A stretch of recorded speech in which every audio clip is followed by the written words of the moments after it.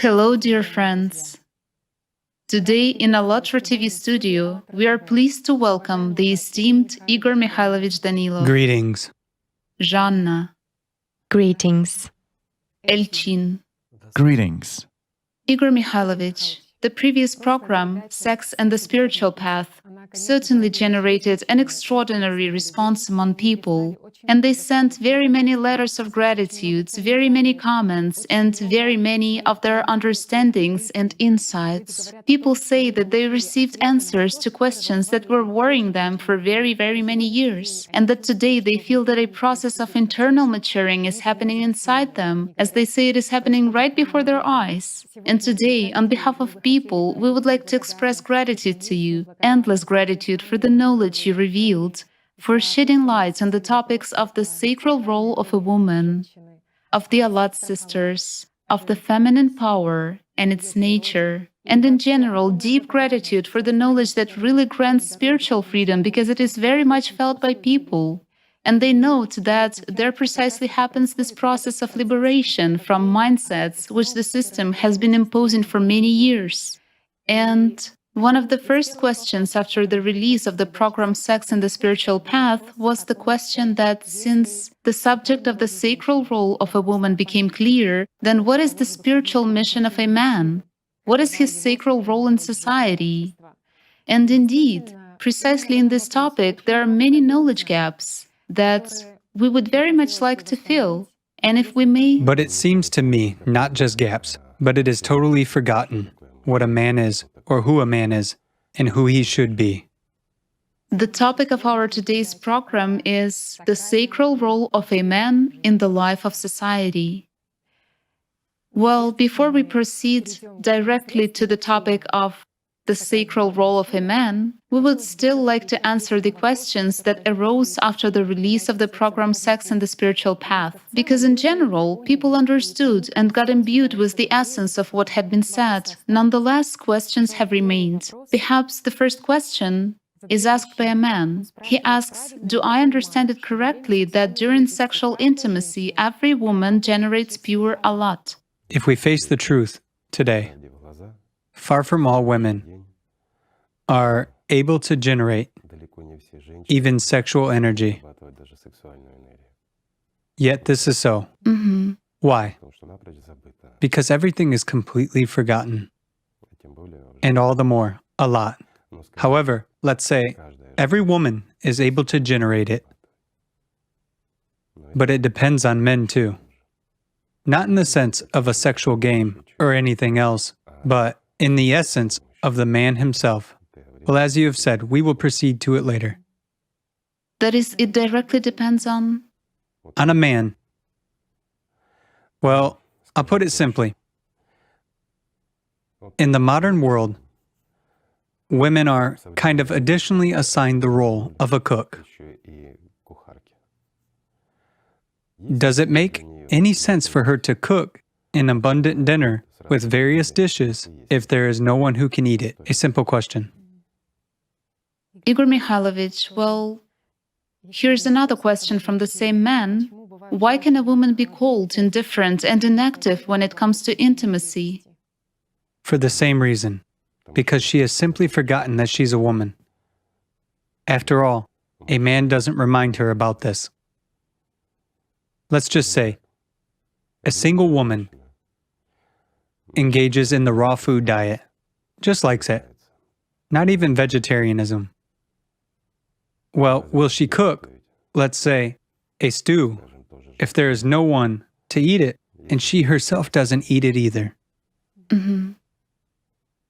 It's clear. Here is another question from a woman. How to distinguish sex from magic? And how to do it without feeding the system during sex? Well, sex and magic are actually very closely intertwined. Why? Because just like magic, there is use of secret powers. They are always mostly aimed at some kind of power over someone, at winning someone's hand, someone's benevolence, or something else. Even if to get something by means of magic, then again, for something. But as a rule, everything ends with what? With sex. That is, the idea itself, not necessarily a fact of physical action, but aspiration and desire. This is what instigates people to do magic, meaning a person wants to look more attractive, more worthy, wants to be loved. However, it seems to me, it's much more important for you yourself to learn to love than to want someone to love you by means of magic.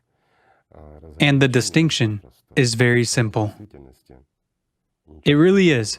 There's nothing complicated here. In order not to feed the system during physical activity, and after it, forget about your earthly desires. Don't seek to dominate someone, to play or manipulate. You should simply be honest in everything, even during physical engagement, in that very physical activity. Everything is simple. Igor Mikhailovich, there's also such a very old, ancient mindset from the system. It's condemnation of sex. What do people not see when they listen to their consciousness? Well, let's say the consciousness of any person is always aimed at looking into someone's bed. However, no matter how much a person is striving to look into someone else's bed, he will see no one under another person's blanket except himself. It's true, and consciousness always works like this. Well, so as to criticize someone and to show something in a worse light than you are. Well, it is set up this way. And even more so, as far as sex matters are concerned, it is always, well, it is sort of, let's say, overly interesting for people, tempting, and at the same time, everyone says, ugh, this is so bad. Well, guys, if it were bad, would we be sitting here with you? And would anyone see us? Of course not, because we are the product precisely of this process, and this should also be remembered. But the system likes twisting and altering everything. Here's another letter that came from a woman, Igor Mikhailovich. The thing is that after the program, she took much interest in the history of female groups, and she found and sent to us some very interesting information, asking to comment on it if possible. It is said that in ancient Sumer temple, women who were called Naditu, God's sisters, enjoyed a special status. In Mesopotamia, there was a cult of goddess Inanna, Akkadian Ishtar, the water-giving goddess. Inanna is mentioned as the supreme deity of Sumer. Temples of Inanna had at their disposal a lot of female acolytes. In ethnographic studies of the ancient city of Mari, we find that the jug of water which the goddess holds in her hands was connected to a spring, and during every holiday, it was probably a holiday of gathering water, water was flowing abundantly from the jug into which faithful people dipped their fingers. Life-giving water, that's what her cult was dedicated to first and foremost. And actually, it turns out that the care for water was basically women's prerogative at that time. And we find a lot of goddesses who were water keepers or who were given water. In Egypt, it was Heket, and this name is also precisely in Persia, she was called Anahit. In Greece, every water spring without exception was associated with the name of a female goddess. And why so many cultures, so many nations, and such a reverence for a woman with water? What did it mean? What kind of allegory is that? Well, this is very simple. This is exactly, as you've said, an allegorical reflection of the essence of a woman herself. After all, it wasn't only the matter of water. It's generally believed that water was not easy to access in the East, and it was valuable. But this cult wasn't only in the areas that lacked water. It's just that water actually gives life to a lot of things. Well, basically, to everything that is living in this world. Water is the source of life, just like the light is. Well, just as what a woman gives, that very Allat, is the source of life, but also of life eternal, while water gives temporary life. The power contained inside a woman can give not just temporary life, but the eternal one. And that's why goddesses were endowed with such a domain. Thank you, Igor Mikhailovich. I think that our viewers will be glad that they've got answers to their questions. Right, and here is another question. A woman also writes that during spiritual practices it happens so that when immersion is particularly deep, she is having an orgasm. And her question is it good or bad when such corporal reactions occur?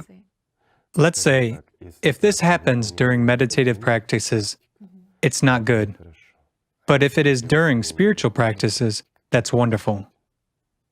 And here, frustrating as it may be to the menfolk, men are not capable of this when doing spiritual practices. During meditative ones, they are. There is fantasy. There is thought. There is consciousness there. While in spiritual practices, consciousness doesn't control anything anymore. There are natural processes there. That's wonderful. Great. The main thing is that she should use this tool correctly, as a springboard.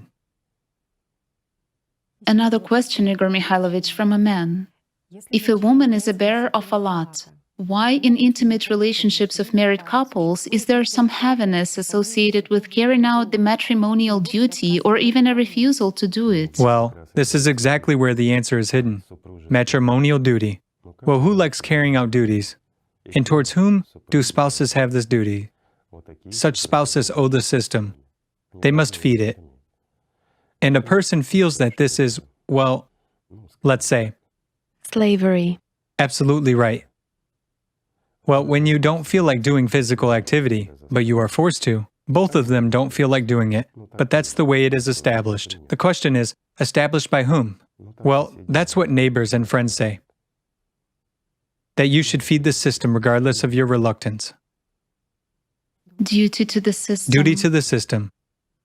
Though all of this can be transformed into a wonderful action, right? Here is another letter from a woman, but of a different kind. She is writing that she has been in marriage for 6 years already. Her relationship with her husband is very good, but sex takes place mainly in darkness and very quickly. She wants him to do his part and just go away. At that, she does have a need for sex, but consciousness locks it up, saying that this is sinful and incompatible with the spiritual path. And exactly after the program Sex and the Spiritual Path, she asked herself a question, yet what is wrong? How can I change myself? But she failed to answer it. And this case is not the only one, because this is actually a very common case. Yes. Well, here, upbringing and many other things, and religious aspects matter. And for some reason, many people believe that all this is shameful. This is indecent. This is inappropriate. This is a hindrance to the spiritual. Well, guys, everything that is natural is set by nature. And when a person is robbing and depriving oneself of anything, what's good in that? A simple question. Everything is simple, in fact. But it's extremely beneficial for the system to transform this action into its own tool of manipulating a person. And she awaits this intimacy with horror. She doesn't want it. Well, as she says, so that he would do his part and run away. He doesn't want it either. Yet again, it's a duty. Well, and what kind of life is that? Yet, on the other hand, there is sort of a physiological and psychological need. Well, there's a physiological and psychological need. But again, all this need comes from what? From that very consciousness. Well, it's simply consciousness playing tricks on them. Game of hormones. And instead of getting rid of this stumbling block and being free, right? There is one of two options here. Either celibacy or, guys, just be free from these mindsets and live in peace. It's sinful to use Allat powers for magic purposes. That's sinful. Well, all the rest, excuse me, but what is sinful in the fact that a person does sit-ups or push-ups off the floor in the morning? Or in what spouses, well, or friends, doesn't matter, do in their bedroom in the evening, right? What is sinful in that? Isn't it what all animals do? Or do animals hide in the dark caves, too? And pardon me, do it quickly and run away. What is sinful in that? it's clear that there should be some culture, morals, and, well, decency. Well, there should be, since society is civilized. But when you do it on your own and voluntarily, then, pardon me, let's say one won't go far riding a hobbled horse. Life should be easy and nice in all respects. Life in freedom and in love, yes. And how can it be otherwise? Is it really life if this isn't so? People doom themselves to torments, then suffer and think why. And all because someone thinks and takes decisions for you.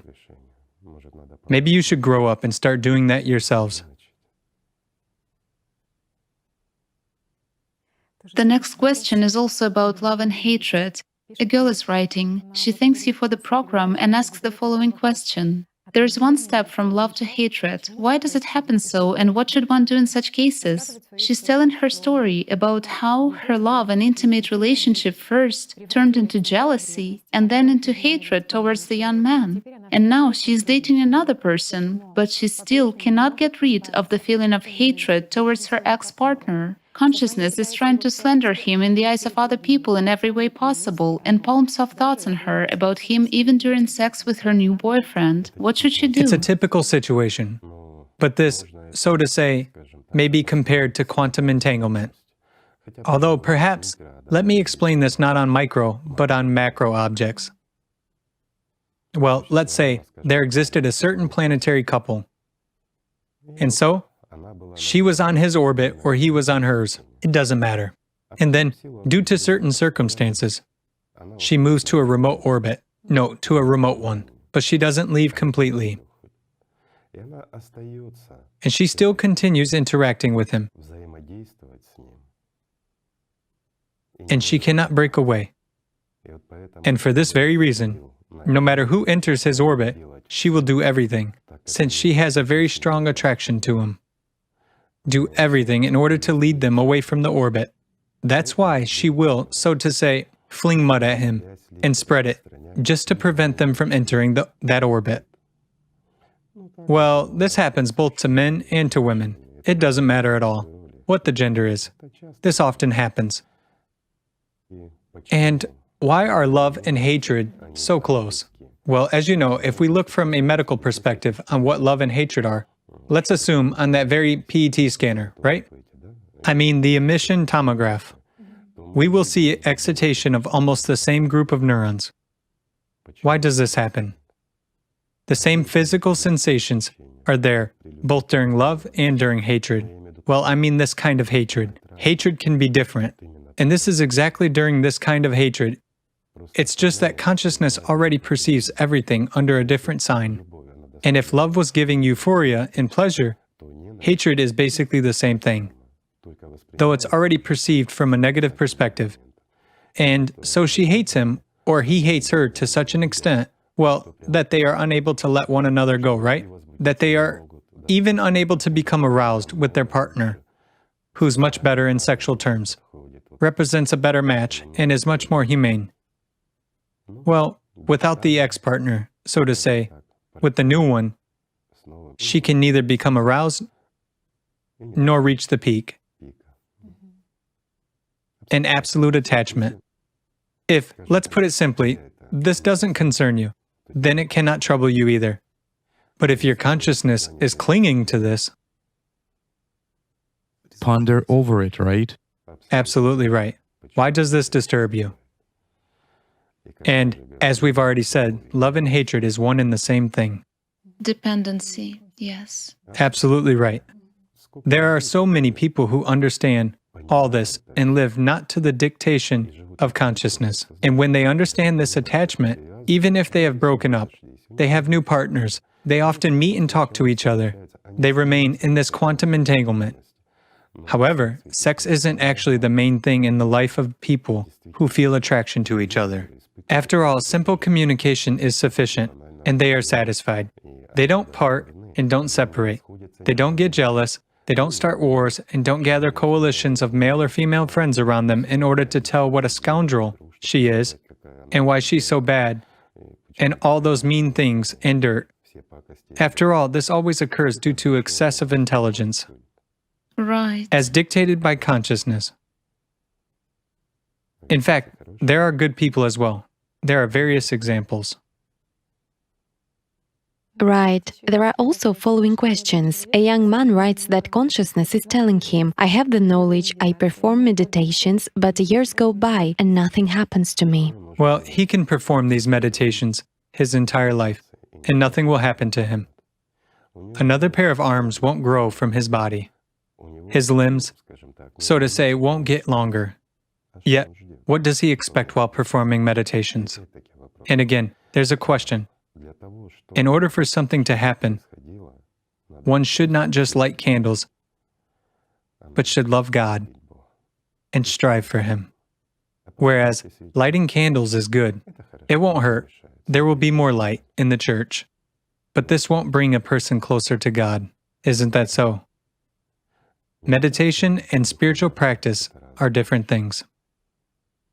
Right. It turns out there is an expectation. He expects a miracle. He expects magic. He expects that something will change for him in three-dimensionality. While consciousness will just never perceive any changes in a person in spiritual terms. It will always oppress him and tell him that he hasn't achieved anything and hasn't got anything and that nothing will ever happen. And so people, due to excessive intelligence, who live by consciousness, well, they are such, they always consider themselves intellectually developed, higher than everyone. Well, simply put, banal egoism, pridefulness locks them. It locks them to such an extent that, well, people simply lose their way and become trite slaves of the system. Isn't it so? It is such a man in a case. Surely. Whereas, when a person really develops love in himself, he becomes different. While if a person waits for someone to fall in love with him, the objects of his attraction, as we've just discussed, simply because he performs meditations or lights candles near icons, well, all this is akin to magic. Yes. Isn't it so? While any deal with the devil is doomed to something bad.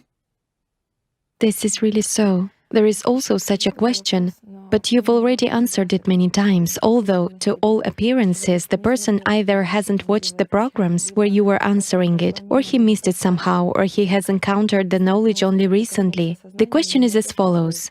Isn't meditation a self-suggestion? Maybe it's just hypnosis. After all, I can also simply imagine that I supposedly feel something, having convinced myself of that. Yet, meditation is precisely imagining. It's exactly that very technique of auto-hypnosis. It's just meditation. Guys, well, let's simply start. Let's explain what is autogenic training. Just banal Relaxation. relaxation and imagining. This is the work of consciousness with our body. But what do we notice? With the right approach, when done correctly indeed, we notice when a person gives an order to his hand to become lighter, he is lying in a completely relaxed state, his arm is on the scales, and we can observe variation of indication in the scales. When he gives an order to make it heavier, we observe changes in the scales, that it becomes heavier. But the person doesn't strain a single muscle, and sensors that are attached to the arm and respond to muscle tension, again, show that not a single muscle has been strained. Then a person gives an order and imagines that his arm has become warmer. What does a thermometer show? That his arm is getting warmer. He gives an order to make it colder, and it becomes colder. In other words, there's an obvious physical manifestation of the mind's order, isn't it so? When a person is performing a meditation, he imagines that through certain channels there flows energy. No matter of which kind, yes, there is excitation. And yet again, if we place sensors that measure the nerve impulse, we will see excitation along its way. Isn't that so? Given proper performing, absolutely so. Another thing is when a person imagines that energy is flowing, not through his channels. when the sensors will not show anything, but he can imagine and feel it. Indeed, that's, guys, what auto-hypnosis is. It is learning, first of all, by means of that very secondary consciousness. Well, or just consciousness to work with one's body. This is autogenic training. However, to free oneself from the power of secondary consciousness by means of primary consciousness, that's what meditation is. Meaning there is concentration, calming of thought, when the swarm of bees in the head can no longer buzz all the time. Isn't that so? That's what it is needed for, in order to reach a more peaceful state, in order to remove the imposed emotions. That is, the freedom of primary consciousness from the secondary one. But spiritual practice, guys, is something completely different. It's impossible to instill anything. It's impossible to induce anything by any actions. At the level of consciousness, physical body, or anything else, those manifestations which occur in spiritual practice, consciousness is not even able to perceive them. Afterwards, there is some evaluative image, and consciousness only perceives, well, let's say, traces of spiritual practice, and it tries to evaluate and to comprehend them somehow. But again, these are just allegories from consciousness of the truth that is happening inside. However, consciousness always denies the spiritual. This should also be known and understood. Well, if a person is not ready, if he's lazy, if he's arrogant and selfish, he will never be able to know spiritual practice. While meditation, easily. It's not difficult, is it? Therefore, this person is right. Meditative practices are auto-hypnosis, but it can be used with great benefit for oneself. At least, make yourself learn what you couldn't.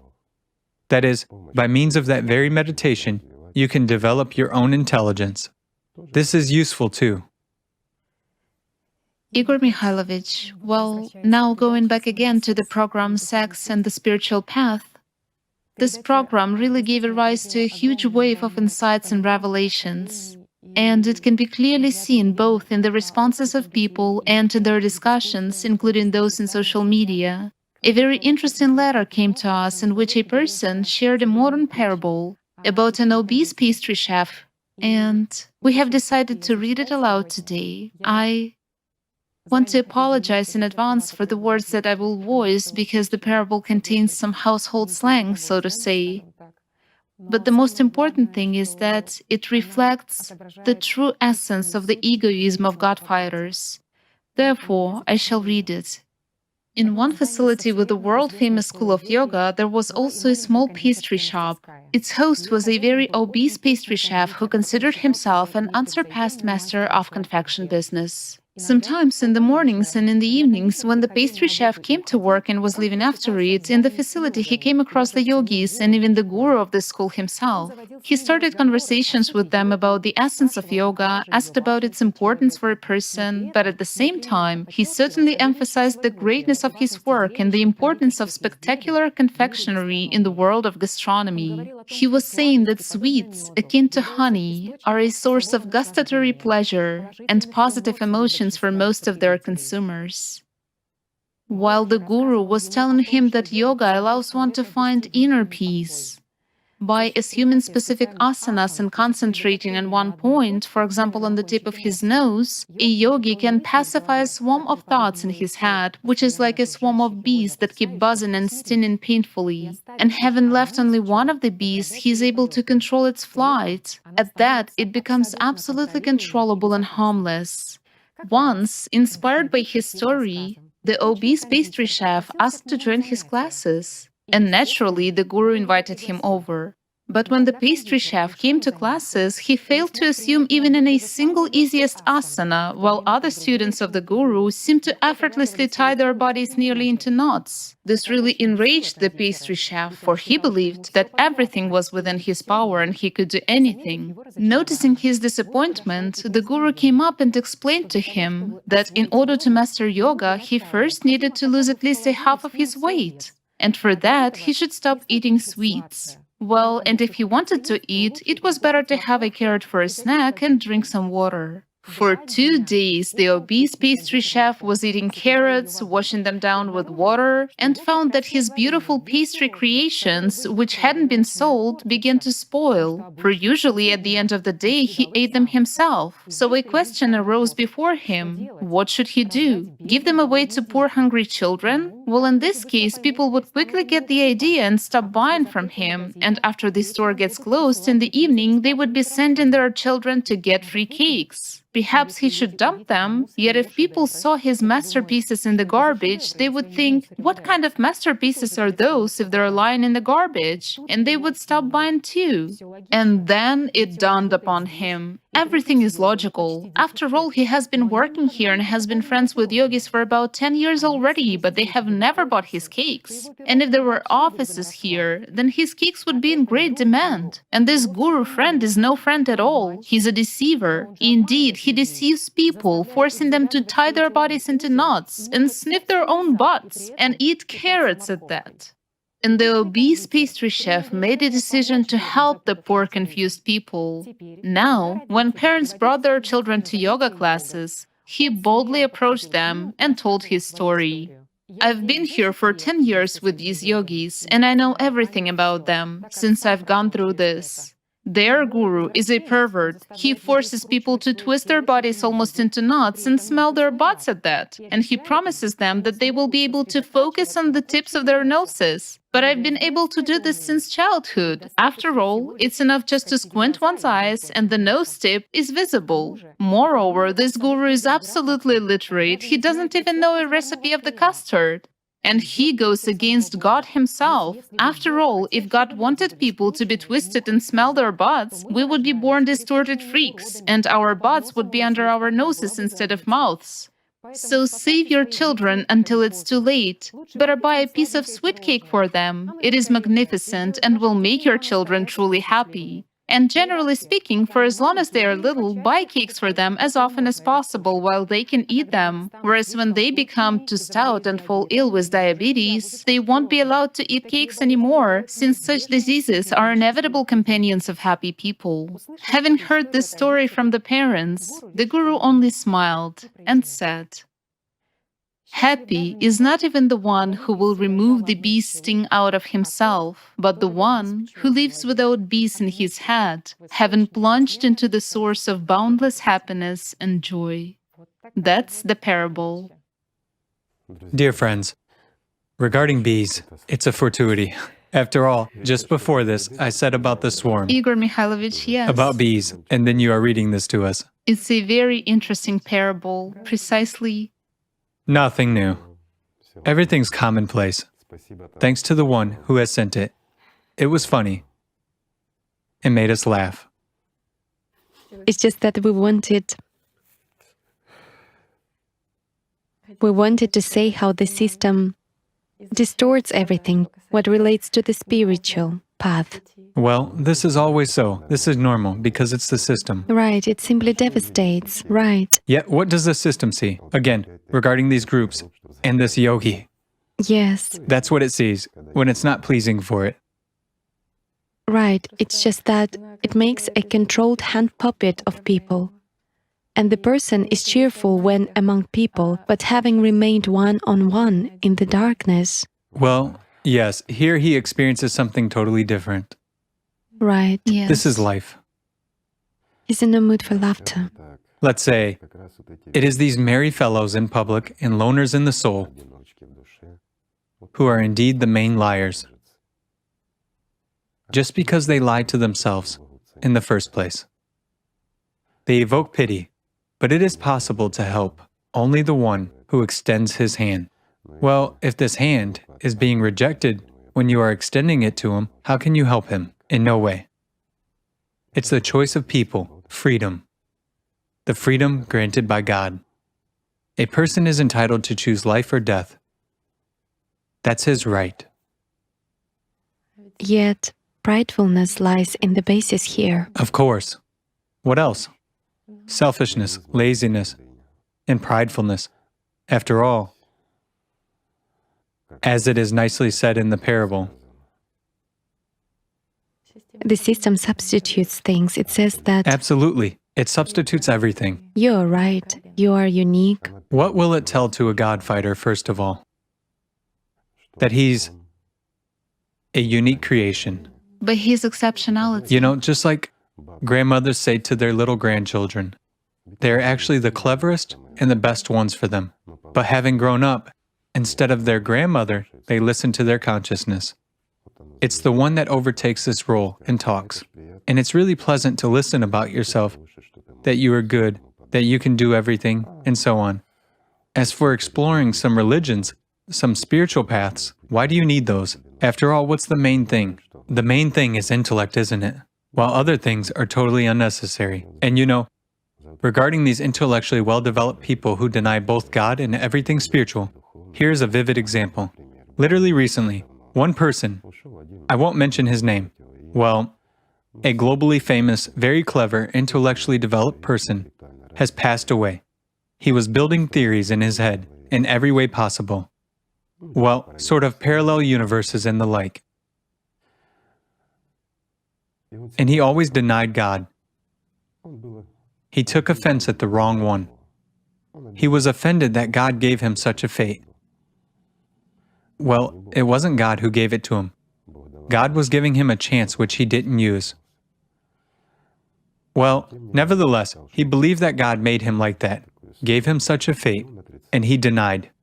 However, when the time came to die, he was asking for a priest so violently that basically when the priest came, he didn't let him go until his last breath. He was hoping to jump into the last carriage of the departing train at the last moment. That's what their essence is.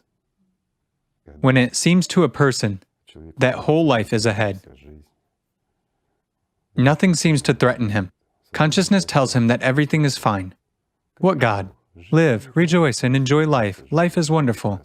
You are actually, especially if a person is young, you are young, intellectually developed, and so on. Even if a person is not quite young, consciousness tells him, well, where is that death? And what is death in fact? Death is when you simply fall asleep. You fall asleep in the evening and wake up in the morning. No big deal. You don't remember that, do you? It's the same with death. It is frightful only due to waiting, but when you fall asleep, there's nothing frightful anymore. Well, the trouble is that after death, a person doesn't sleep. It is here that sleep is sort of a natural necessary function for the body, when personality is resting from consciousness. While there is no sleep. Well, never mind.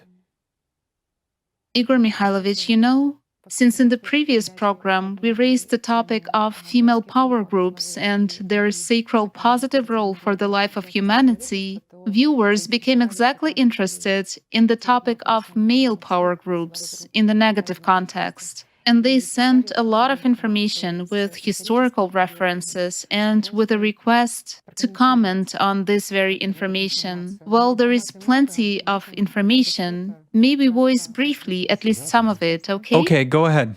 The most interesting thing is that people have got exactly to the root sources where everything started. And everything started precisely from the transition from matriarchy to patriarchy. And they have discovered that indeed, during this period, male unions began to form, secret unions at that. And these unions, their activities were aimed at restricting precisely the rights of women, and that they... Not only. These unions began to form. Well, let's call things by their proper names. There were female groups that, yes, had sex. However, sex was not their essence. It was a tool to achieve much more. In the last program, we talked about this. Yes. They didn't do magic. They procured what was priceless, accumulated it, and passed on to those who needed it. They bestowed life upon the alive ones, so to say. But what's mere opposite is establishment of male groups, who also had sex with each other. They also performed certain practices, only completely different ones. And they had a lot of ritual stuff. It all came down to magic combinations. when a group of men reaches, well, let's say, certain peaks, and they use it to gain force, the force that grants power. First of all, the power of the word. Back then, it originated, and to this day, it exists. And these groups used to be, and they unfortunately still exist. And indeed, this is working magic. Well, if we look at what kind of force it gave, then in history, Yes. starting, from Alexander of Macedonia to Hitler and many more, there are not enough fingers to tell exactly what they received. But let's look further. What did they pay for it? Yes. For their illusory power. After all, their power was very short-lasting, and they will be paying for it for a very long time, and they will never pay off the lives that they took. Pay for those murdered angels who were not able to spread their wings. Isn't this right? It's just amazing how the system, now you said about Alexander of Macedonia and about Hitler, and the guys have also found information that in the very ancient Greece... And their teachers, right? Right. Aristotle, Plato, and many others, those whom we know in history. Caesar, that very great orator. Oh, the greatest orator of all times and nations. Where did he get this gift from?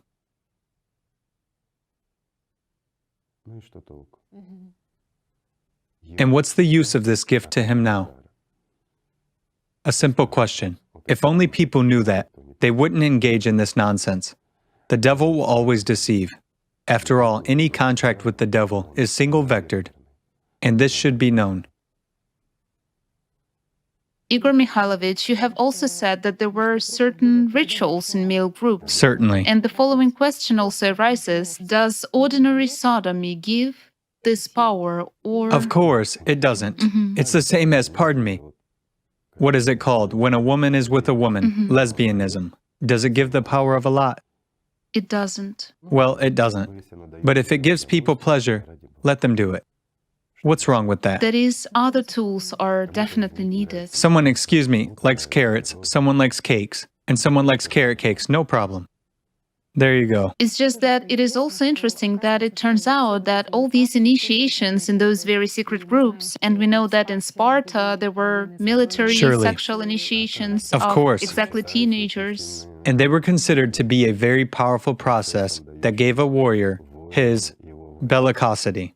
But their bellicosity was aimed at animality, meaning an animal was awakened in a person. Well, that's what was valued in warriors. It's just that what people don't see, right? Why, after all? People don't see a lot. In reality, consciousness tells us that we see everything and that we know everything, that we are very smart. No, guys. Everything that is the most interesting is hidden. If we look at that side, at that which lives in the shadows, so to speak, there is a huge ocean of life there. It is much bigger than here. And all this is hidden from our eyes. We exist only in the third dimension. Even for your intellect, so as not to offend it, this should be clear. It is trite three-dimensionality. However, your intellect will not perceive the fourth dimension already, not to mention the fifth and the sixth, where it's even more interesting. After all, each of them has its own ocean. And everywhere, there are those who want to eat. And note, that which is soul-filled, not just spiritualized, they are all spiritualized, for they are living.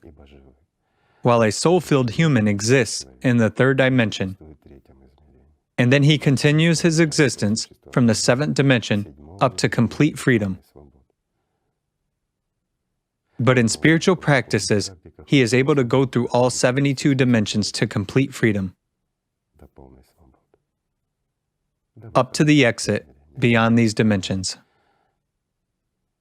After all, life, let's say, is generated here in three-dimensionality. Events are generated in the sixth dimension. All this is a soup of this material world. However, human life, of those who gain it, continues beyond the 72nd dimension, where there is nothing.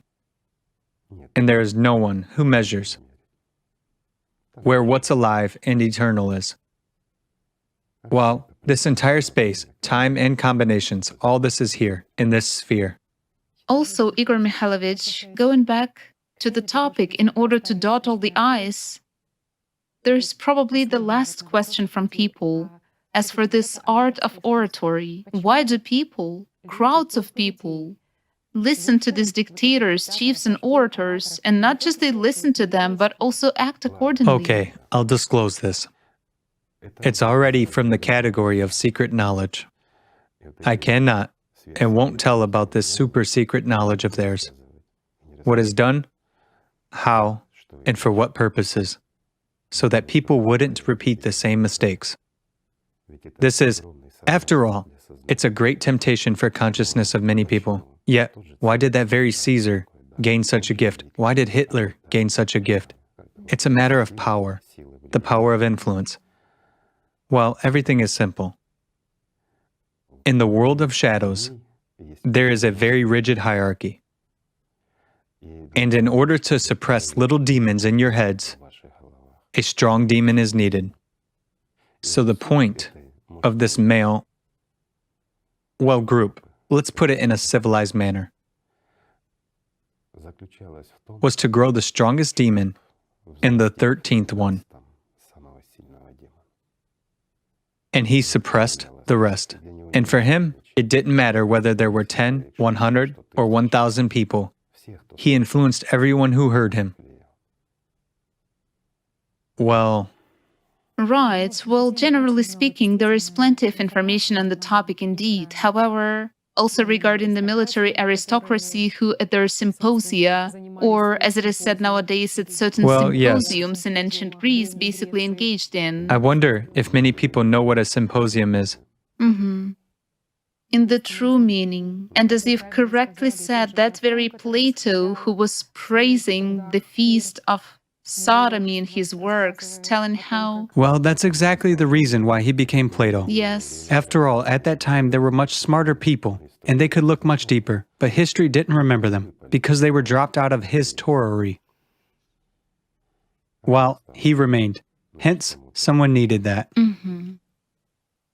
Igor Mikhailovich, moreover, we have now discussed this topic of secret groups, and an understanding has indeed formed of how the system has been ruling these people in history from millennium to millennium by absolutely the same directives: thirst for power, egoism, and pridefulness.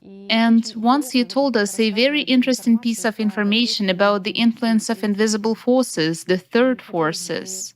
And I believe it would be desirable to tell in such a context about what people don't see, because this is the knowledge which helps a person today to understand how his consciousness works, where these events are actually generated, that these events are generated in the invisible world, and who is the instigator of these events. Maybe also reveal the topic of third forces, at least briefly. Well, to understand what third forces are, there is a human personality. It's that little callow angel. And there is consciousness. Consciousness of a human is a part of the system. It always tries to impose on personality that the latter is consciousness. However, consciousness also has a tool of pridefulness. Well, or as they said in ancient times, consciousness is that very, in the past, there was such an expression, a mattock, right?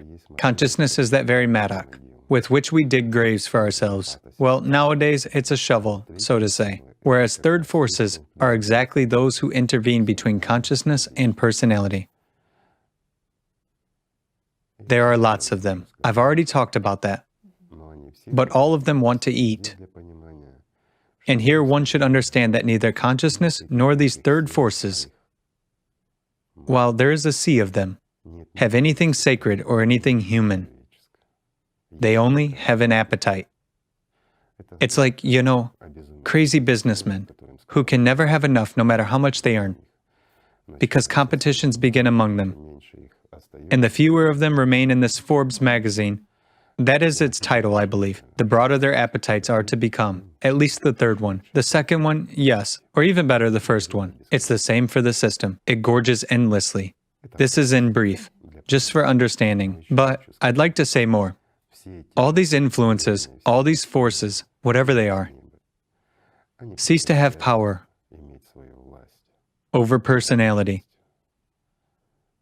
that lives by the spiritual world.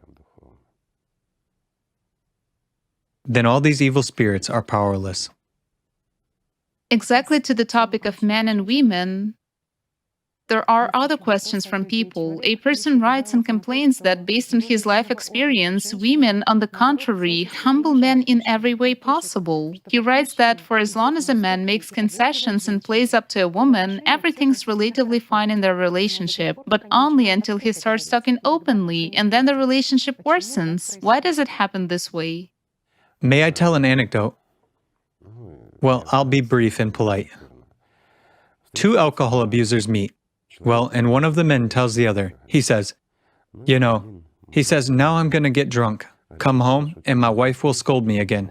There goes trouble again. The other man says, just act as I do. The first man says, and how do you act? Well, he says, when I come home and my wife starts scolding me, I just tell her to get lost, and I go to bed.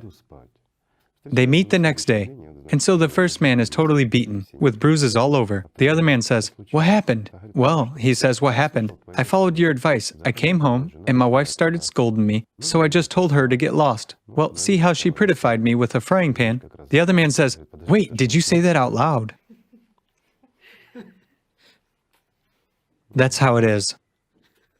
Both in that case and in this case.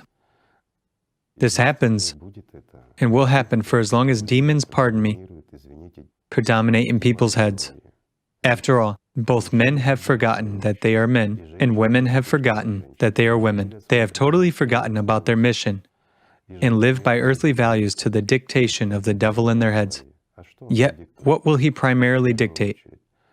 In order to understand this, one should understand what a human being is here for. Just try to answer the question to yourselves. What is the goal of your life? As simple as that. And here the most interesting thing begins. If your goal is a short-term one, then believe me, this is terrible. Why? It is illusory. It's the same as to live in an illusion. Having achieved it, you will gain emptiness. If your goal is difficult to achieve, but it's achievable, it's better than a rapidly achievable goal. But you'll be disappointed when you achieve it.